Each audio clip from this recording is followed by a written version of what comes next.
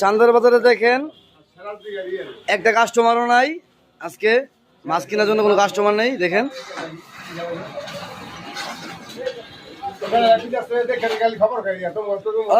ইলশা কত কইরা কথা কথা ইলশা কত কইরা 400 টাকা কেজি। পোয়া মাছ কত কইরা? পোয়া মাছ 250 টাকা পোয়া মাছ। কাকা চিংড়ি কত কইরা? চিংড়ির সাইজটা খুব ভালো, কেজি 1000।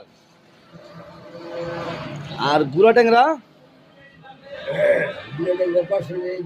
500 টাকা কেজি।